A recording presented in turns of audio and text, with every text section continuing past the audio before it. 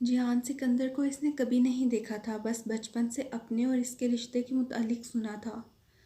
وہ سال بھر کی تھی جب سبین پھوپھو پاکستان آئیں اور فرط جذبات میں اپنے 8 سالہ بیٹے کے لیے اس کا رشتہ مانگ لیا۔ جذباتی سی کارروائی ہوئی اور دونوں بہن بھائیوں نے بچوں کا نکاح کر دیا۔ تب 8 سالہ جہان ان کے ساتھ تھا، پھر وہ ترکی چلا گیا۔ 21 سال گزر گئے اور وہ ترکی میں ہی رہا، کبھی پاکستان نہیں آیا، اور وزٹ کے بعد تو سبین پھوپھو بھی نہیں آئیں۔ نہ کبھی انہوں نے کوئی تصویر بھیجی، نہ خط لکھا۔ اگر کبھی کوئی ترکی چلا جاتا تو ان سے مل لاتا، ورنہ ان سے رابطہ نہ ہونے کے برابر رہ گیا تھا۔ انٹرنیٹ وہ استعمال نہیں کرتی تھیں، اور اگر جہان کرتا بھی تھا تو کوئی ای میل، فیس بک، ٹویٹر، کسی کے پاس کچھ بھی نہیں تھا۔ ارم وغیرہ اسے فیس بک پر سرچ کر کر کے تھک گئے تھے، مگر ترکی کا کوئی جہان سکندر نہیں ملا۔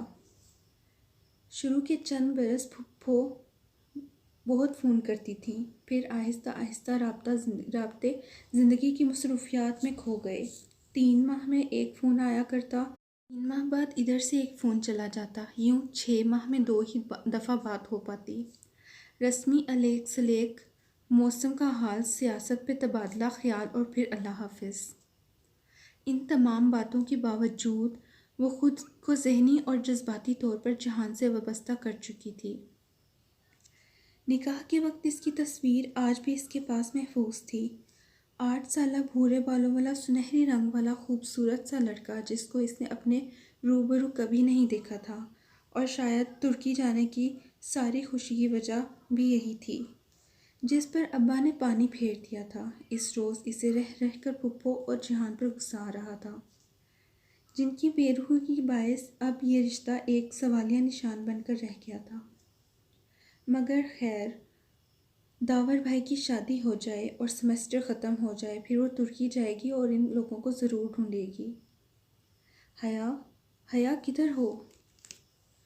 وہ لابی میں اویزہ آئینے کے سامنے کھڑی تھی اور ماتھے پہ ٹیکا درست کر رہی تھی جب فاطمہ بیگم اسے پکارتی آئیں۔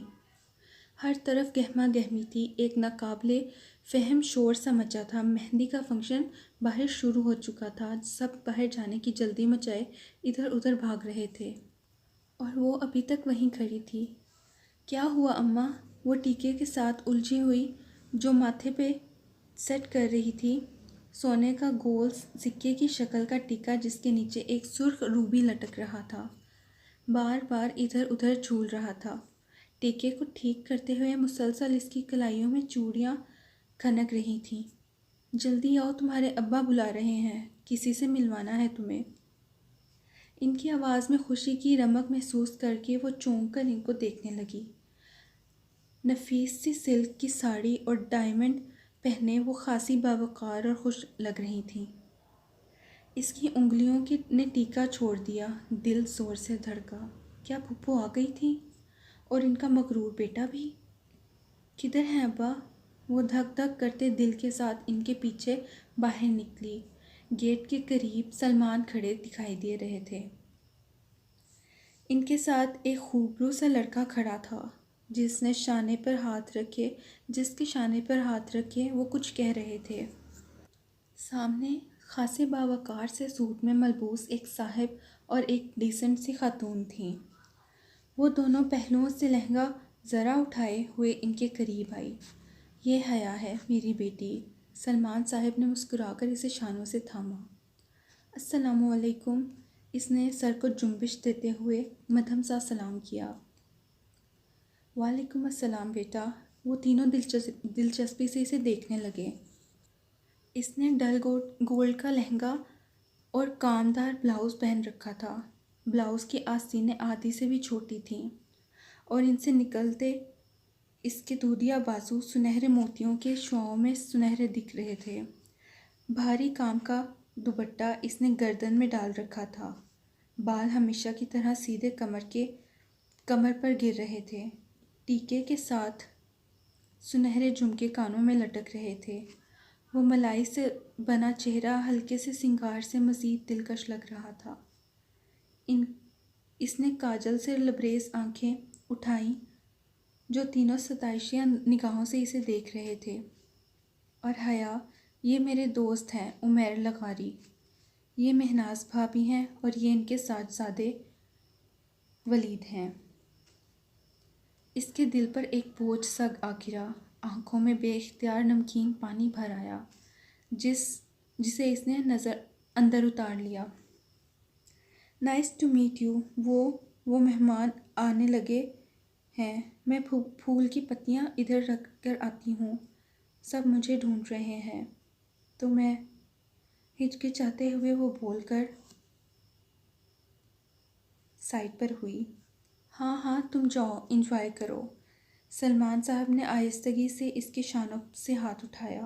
وہ معذرت خواہ انداز میں مسکراتی گیٹ کی جانب بڑھ آئی۔ باہر آ کر اس نے بے اختیار آنکھوں کے بھیگے گوشے صاف کیے اور ایک نظر پلٹ کر ان لوگوں کو دیکھا، پھر سر جھٹک کر آگے بڑھ گئی۔ ان کے گھر کے ساتھ خالی پلاٹ میں شامیانے لگا کر مہندی کا فنکشن ارینج کیا گیا تھا۔ مہندیاں دونوں گھرانوں کی الگ الگ تھیں۔ گیندے کے پھول اور موتیوں کی لڑیوں سے ہر کونا سجا تھا۔ روشنیوں کی ایک بہار سی اتری تھی۔ تقریب سیپریٹڈ تھی، مرد الگ عورتیں الگ۔ ہاں، عورتوں والی طرف خاندان کے مردوں کا آنا جانا لگا تھا۔ میوزک سسٹم کے ساتھ ڈی جے بیٹھا تھا اور مووی میکر کیمرہ لیے پھر رہا تھا۔ ارم بھی سلور کامدار لہنگے میں ادھر ادھر گھوم رہی تھی۔ وہاں ڈی جے، مووی والے اور ریفریشمنٹ سرو کرتے ویٹر باہر کے مرد تھے۔ مگر آج تو شادی کا ایک فنکشن تھا، پھر سر ڈھکنے کی پابندی کیسے ہوتی؟ شادیوں پر خیر ہوتی ہے نا۔ حیا، ڈانس شروع کریں؟ ارم اپنا لہنگا سنبھالتی اس کے پاس آئی۔ داور بھائی پہ سارے ارمان نکال کر تمام رسمیں کر کے ان کو مردانے میں بھیج دیا گیا تھا۔ ہاں ٹھیک ہے، تم گانا لگواؤ۔ اور یہ کون ہے؟ یہ مصروف سے انداز میں ارم سے بولتی لہجہ بھر کو چونکی۔ سامنے والی کرسیوں کی قطار کے ساتھ ایک لڑکی کھڑی اسی ایک کرسی پر بیٹھی خاتون سے جھک کر مل رہی تھی۔ اس نے سیاہ عبایا اوپر اسٹول لے رکھا تھا۔ وہ عورتوں کا فنکشن تھا، پھر بھی عجیب بات تھی کہ ایک لڑکی نے انگلیوں سے نقاب تھام رکھا تھا۔ اس کی آنکھیں اور ماتھے کا کچھ حصہ نقاب سے جھلک رہا تھا۔ اس کی آنکھیں بہت ہی خوبصورت تھیں۔ وہ جیسے مسکراتے ہوئے ان خاتون سے کچھ کہہ رہی تھی۔ کون؟ ارم نے پلٹ کر دیکھا، پھر گہری سانس لے کر واپس مڑ گئی۔ یہ ایلین ہے۔ کون؟ حیا نے حیرت سے پوچھا۔ ایلین؟ ارے بھائی، شہلا بھابھی ہیں یہ۔ پوری دنیا سے الگ ان کی ڈیڑھ اینٹ کی مسجد ہوتی ہے۔ بس توجہ کھینچنے کے لیے فنکشنز پر بھی عبایا نقاب میں ملتی ہیں۔ اب پوچھو بھلا عورتوں کے فنکشن میں کس سے پردہ کر رہی ہیں؟ ہاں واقعی عجیب ہے یہ بھی۔ اس نے شانے اچکائے۔ اور ان کے ایک سیکنڈ کزن کی وائف تھی، اور پھر سال بھر ہی پہلے شادی ہوئی تھی۔ ڈی جے نے گانا سلیکٹ کیا، خوب شور ہنگامہ شروع ہو گیا۔ انہوں نے مووی والے کو ڈانس کی مووی بنانے سے منع کر دیا اور پھر اپنی مہارت سے تیار کردہ رقص شروع کر دیا۔ ایک سنہری پری لگ رہی تھی تو دوسری چاندی کی۔ جب پاؤں دکھ گئے اور خوب تالیاں بجیں تو وہ ہنستی ہوئی واپس آ کر کرسیوں پر بیٹھ گئیں۔ السلام علیکم شہلا بھابھی۔ وہ لڑکی بھی اسی میز پر موجود تھی۔ مہوش، سہرش اور ثنا بھی اپنی امی کے ساتھ وہیں تھیں۔ ارم نے فوراً سلام کیا۔ حیا نے بھی پیروی کی۔ وعلیکم السلام، کیسی ہو تم دونوں؟ وہ مسکرا کر خوش دلی سے ملیں۔ ایک ہاتھ کی 2 انگلیوں سے اس نے ابھی تک سیاہ نقاب تھام رکھا تھا۔ بالکل ٹھیک شہلا بھابھی، نقاب اتار دیں، ادھر کون ہے؟ شہلا نے جواباً مسکرا کر اس بات میں سر ہلایا مگر نقاب اسی طرح پکڑ رکھا۔ ماشاءاللہ، تم دونوں بہت پیاری لگ رہی ہو۔ وہ بات کرتے کرتے ذرا ترچھی ہو گئیں۔ حیا نے حیرت سے دیکھا، شاید اس طرف مووی والا فلم بنا رہا تھا، اسی لیے۔ عجیب عورت ہیں، ابھی بھی کیا اعتراض؟ بے اعتباری ہماری فیملی مووی ہے، ہم کون سا باہر کسی کو دکھائیں گے؟ حیا بڑبڑائی۔ پھر وہ جلد ہی معذرت کر کر وہاں سے چلی آئی۔ ایک میز پر عابدہ چچی بھی تو بیٹھی تھیں، اور کل ان کی باتیں سن لینے کے بعد اتنی منافقت سے اس میں نہیں تھی کہ وہ عابدہ چچی اور سائمہ تائی سے ہنس ہنس کر باتیں کرتی۔ اماں جانے کدھر تھیں، کس سے پوچھے کہ سبین پھوپھو آئی ہیں یا نہیں، اور آئیں گی بھی یا نہیں۔ کافی دیر شش و پنج میں مبتلا رہی، پھر گھر چلی آئی اور لاؤنج میں ٹیلی فون اسٹینڈ کے ساتھ رکھی ڈائری اٹھائی۔ رقص کے باعث پاؤں درد کرنے لگے تھے۔ وہ صوفے پر دھم سے گری، ایک ہاتھ سے گولڈن ہائی ہیلز کی سٹریپ کھولنے لگی اور ننگے پاؤں ٹھنڈے ماربل کے فرش پر رکھ دیے۔ ساتھ ہی وہ ڈائری کے صفحات پلٹنے لگی، سبین پھوپھو کا نمبر تلاش کر رہی تھی۔ اس نے کبھی ان کو یوں فون نہیں کیا تھا، مگر آج وہ دل کے ہاتھوں ہار گئی تھی۔ ترکی کا وہ نمبر مل گیا۔ اس نے ریسیور اٹھایا اور نمبر ڈائل کیا۔ گھنٹی جانے لگی، اس کے دل کی دھڑکن تیز ہو گئی۔ 5ویں گھنٹی پہ فون اٹھا لیا گیا۔ ہیلو، بھاری مردانہ آواز اس کی سماعت سے ٹکرائی۔ السلام علیکم، اس نے خشک لبوں پر زبان پھیری۔ جواباً وہ کسی انجان زبان میں کچھ بولا۔ میں پاکستان سے بات کر رہی ہوں، وہ بڑبڑا کر انگریزی میں بتانے لگی۔ پاکستان سے کون؟ اب کہ وہ انگریزی میں پوچھ رہا تھا، اس کی آنکھوں میں پانی بھرنے لگا۔ میں سبین سکندر کی بھتیجی ہوں، پلیز ان کو فون دے دیں۔ وہ جواہر تک گئی ہیں، کوئی میسج ہے تو بتا دیں۔ وہ مصروف سے انداز میں کہہ رہا تھا۔ اب یہ جواہر کیا ہے، اسے کچھ اندازہ نہ تھا۔ وہ سبین پھوپھو نے پاکستان نہیں آنا کیا؟ وہ داور بھائی کی شادی ہے؟ نہیں، وہ بیزی ہیں، شاید وہ فون رکھنے ہی لگا تھا کہ وہ کہہ اٹھی۔ آپ کون ہیں؟ ان کا بیٹا جہان۔ کھٹ سے فون رکھ دیا گیا۔ اس نے بھیگی آنکھوں سے ریسیور کو دیکھا اور پھر زور سے اسے کریڈل پر پٹکا۔ بے اختیار آنسو امڑ آئے۔ وہ جھک کر سینڈل پہننے لگی۔ آنسوؤں نے آنکھوں کا میک اپ ذرا سا خراب کر دیا۔ وہ اسے پھر سے ٹھیک کر کے کچھ دیر بعد باہر آئی تو گیٹ کی طرف سے ظفر چلتا آ رہا تھا۔ اس کے ہاتھ میں سفید گلابوں کا بوکے تھا۔ بے اختیار ٹھٹک کر رکی، پھر لہنگا سنبھالتی برآمدے کے زینے میں اتر آئی۔ یہ کیا ہے ظفر؟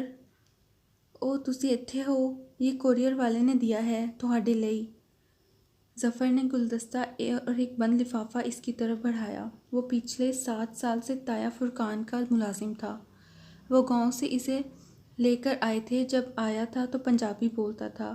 اس نے ان 7 برسوں میں اردو سیکھنے کی کوشش کی، مگر ناکام رہا۔ اب وہ کوئی درمیانی زبان بولتا تھا۔ ٹھیک ہے، تم جاؤ۔ اس نے بوکے کو بازو اور سینے کے درمیان پکڑا اور دونوں ہاتھوں سے بند لفافہ کھولنے لگی۔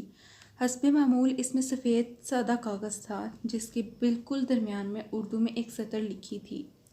اس لڑکی کے نام، جو کبھی کسی انچاہے رشتے کے بننے کے خوف سے روتی ہے تو کبھی کسی بن چکے انچاہے رشتے کے ٹوٹنے کے خوف سے۔ وہ سن رہ گئی، پھر گھبرا کر ادھر ادھر دیکھا۔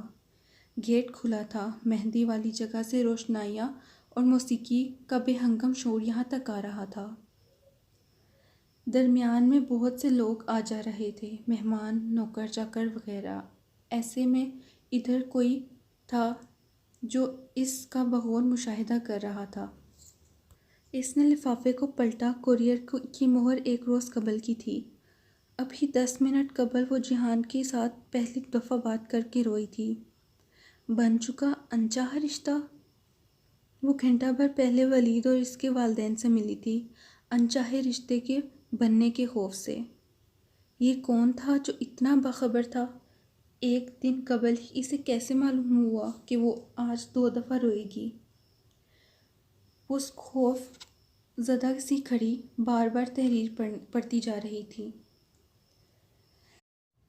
ابا نکل تو نہیں گئے؟ وہ پرفیوم کی بوتل بند کر کے سنگھار میز پر رکھتی مخصوص ہارن اور گیٹ کھلنے کی آواز پر موبائل اور پرس اٹھا کر باہر کو بھاگی۔ کافی دیر سے وہ کمرہ بند کر کے بارات میں جانے کے لیے تیار ہو رہی تھی۔ فاطمہ بیگم جلدی جلدی کا شور مچائے 10 بار دروازہ بجا چکی تھیں۔ مقررہ وقت ہونے کا تھا، آج داور بھائی کی بارات تھی۔ سلمان صاحب کو تو سب سے پہلے ہال پہنچنا تھا اور وہ اس کی سست رو تیاریوں سے بھی واقف تھے۔ پورچ خالی تھا، تایا فرقان کے پورشن سے البتہ شور سنائی دے رہا تھا۔ غالباً وہاں پر ابھی سب نہیں نکلے تھے۔ اب کیا کرے؟ ابا کو فون کرے یا تایا فرقان کے گھر جا کر کسی سے لفٹ مانگے؟ وہ انہی سوچوں میں الجھی اندر جانے کو پلٹی ہی تھی کہ کھلے گیٹ پہ ہارن ہوا۔ اس نے رک کر دیکھا، سیاہ چمکتی کار کا دروازہ کھلا ہوا تھا، اس کی ہیڈ لائٹس کافی تیز تھیں۔ حیا کی آنکھیں چندھیا گئیں۔ اس نے بے اختیار ماتھے پر ہاتھ کا سایہ بنا کر دیکھنا چاہا، تب ہی ہیڈ لائٹس دھیمی ہو گئی۔ ڈرائیونگ سیٹ پر بیٹھے شخص کا چہرہ واضح ہوا۔ وہ ولید لغاری تھا، ساتھ فرنٹ سیٹ پر اس کے والد تھے جبکہ پیچھے والدہ۔ السلام علیکم حیا۔ وہ دروازہ آدھا کھول کر باہر نکلا اور ایک نرم مسکراہٹ کے ساتھ اسے دیکھا۔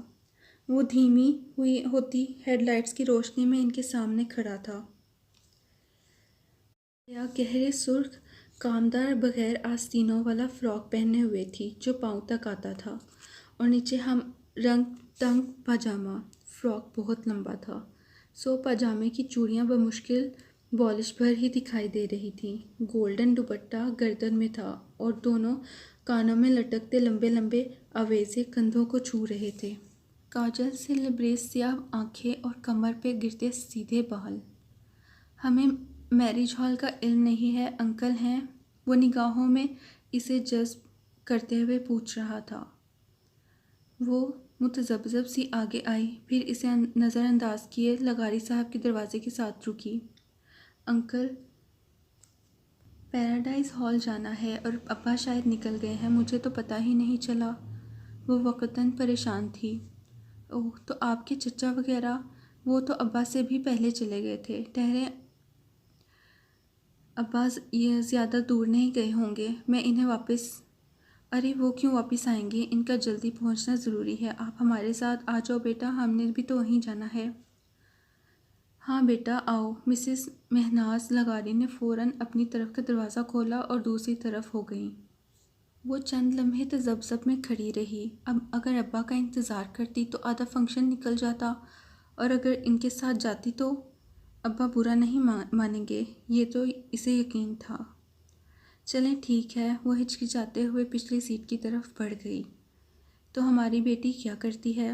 راستے میں لغاری صاحب نے پوچھا تھا۔ میں ان کی بیٹی کب سے ہو گئی؟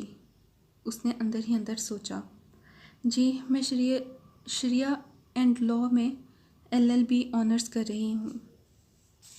یعنی آپ اسلامی وکیل ہو؟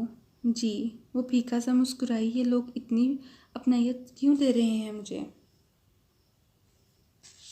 وہ سوچ میں ڈوب گئی۔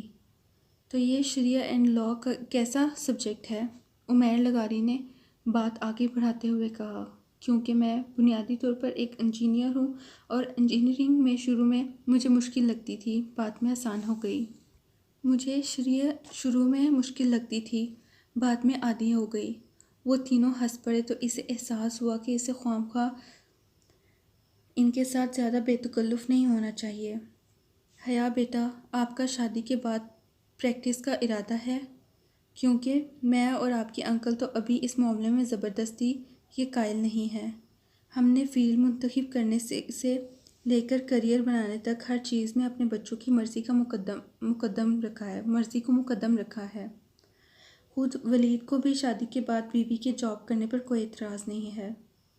مہناز کہہ رہی تھی اور وہ ہکا بکا ان کو دیکھ رہی تھی۔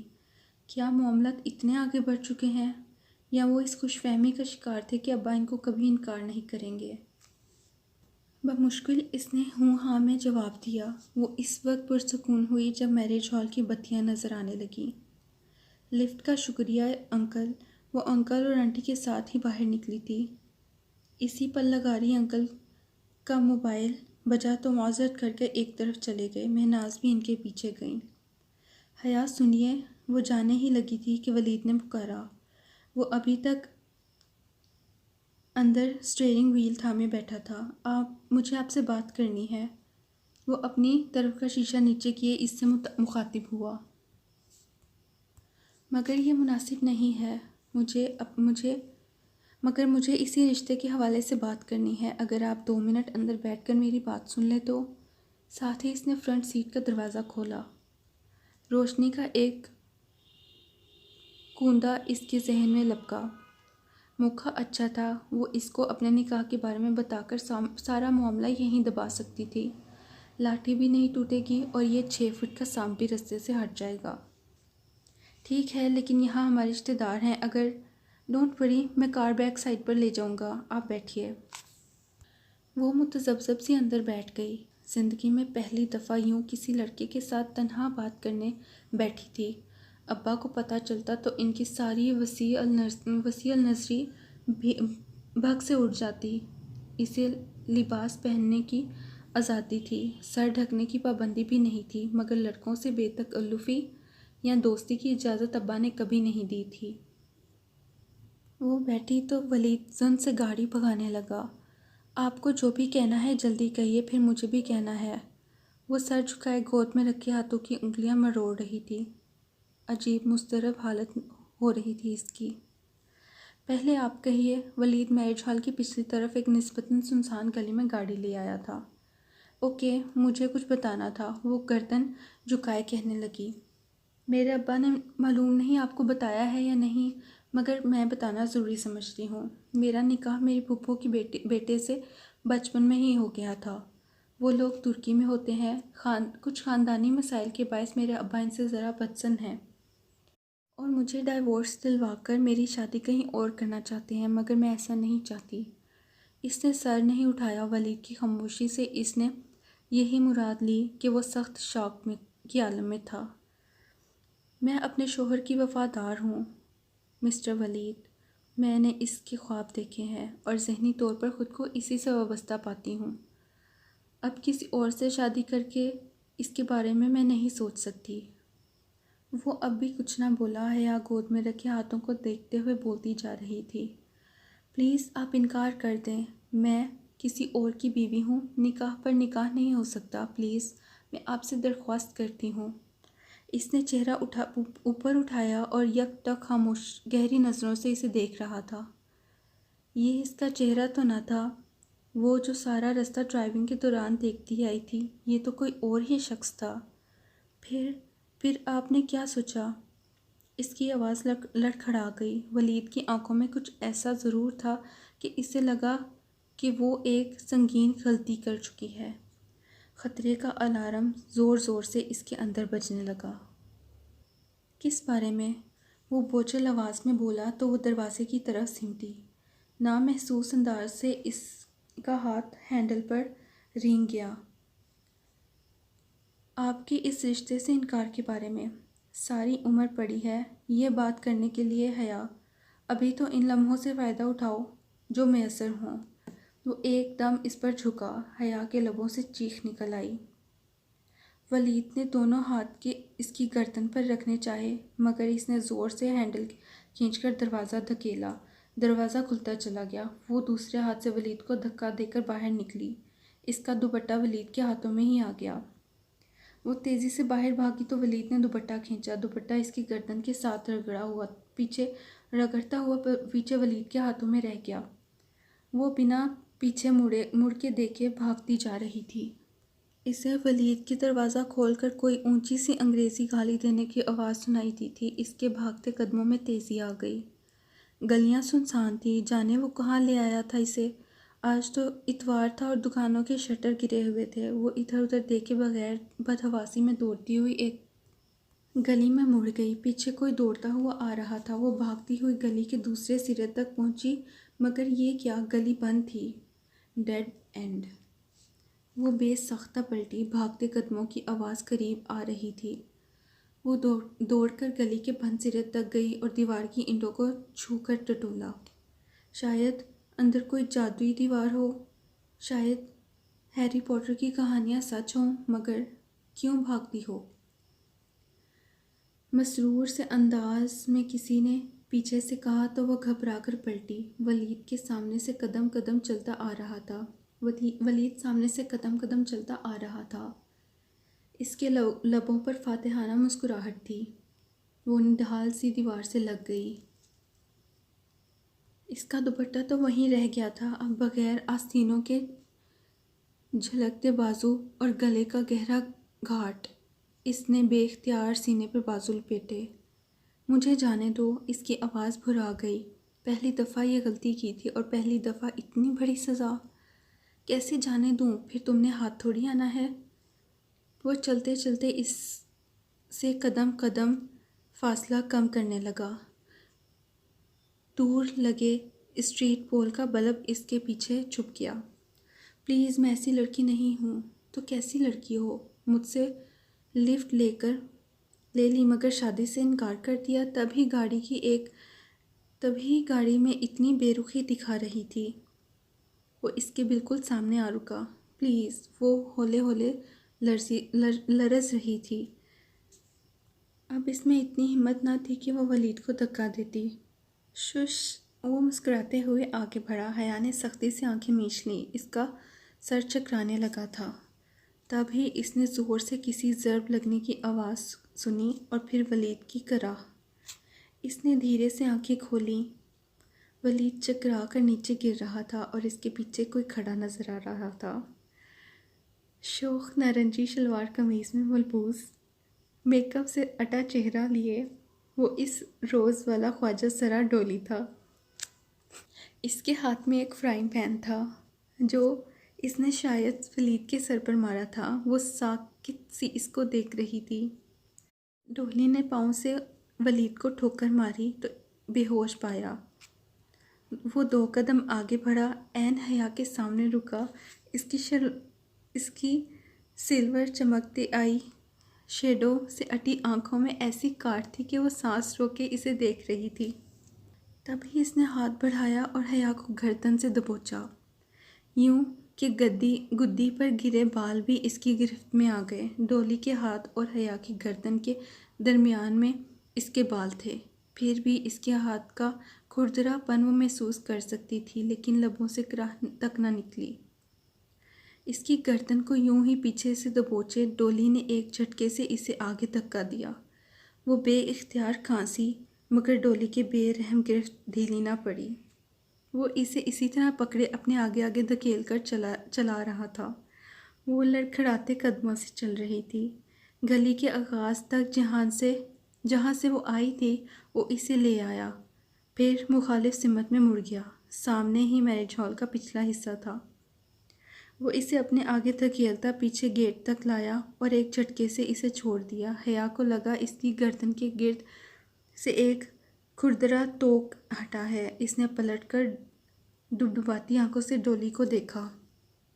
वो अभी तक लब भींचे तल्ख काटदार निगाहों से इसे देख रहा था। हया की आंखों से आंसू गिरने लगे। इसे लगा अब वो कभी बोल नहीं पाएगी। दफ़अतन डोली ने अपनी गर्दन से लिपटा नारंगी दुपट्टा खींचा और इस पर उछाला। दुपट्टा इसके सर पर आ ठहरा, फिर सिल्की बालों से फिसलता हुआ शानों पर ढलक गया। डोली चुभती हुई नज़रों से इसे देखा और आहिस्ता से बोली, बेहया। इसके लहजे में बर्छी की काट थी। फिर वो पलट गया।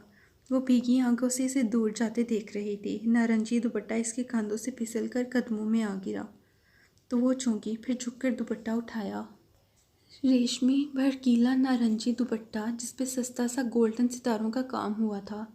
वो कभी अपनी माई को भी ऐसा दुपट्टा ना देती, मगर आज इसने अच्छे तरीके से ख़ुद को इस दुपट्टे में लपेटा ताकि वह पहचानी ना जा सके और पिछले गेट की तरफ बढ़ गई। हॉल में जाने की बजाय वो बाथरूम्स की तरफ आई और अपना हुलिया दुरुस्त किया। रोने से काजल बह गया था, बाल भी बिखरे थे।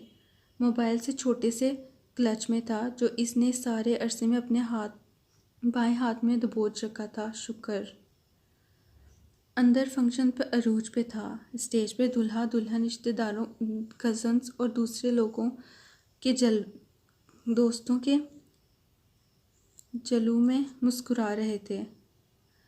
سونیا بھابھی بھی بہت اچھی لگ رہی تھی اور داور بھائی بھی۔ ارم فروزی فراق میں جھانکتی ہوئی ادھر ادھر گھوم رہی تھی۔ اصولاً اسے بھی وہیں ہونا چاہیے تھا، مگر وہ ایسی ذہنی حالت میں نہ تھی کہ وہ 2 قدم بھی آگے کو چل پاتی۔ سو بے دم سی ایک آخری نشست پر گری ہوئی تھی۔ بے حیا، بے حیا، بے حیا۔ ڈولی کے الفاظ کی بازگشت ہتھوڑے کی طرح اس کے دماغ پر برس رہی تھی۔ وہ بے حیا تو نہیں تھی، وہ تو کبھی کسی لڑکے کی گاڑی میں بھی نہیں بیٹھی تھی۔ اس سے تو یہ غلطی پہلی دفعہ ہوئی تھی۔ پھر سوچ کر دماغ پھٹا جا رہا تھا۔ وہ آدھے فنکشن کے بعد ہی طبیعت خراب کا بہانہ کر کے چلی آئی تھی۔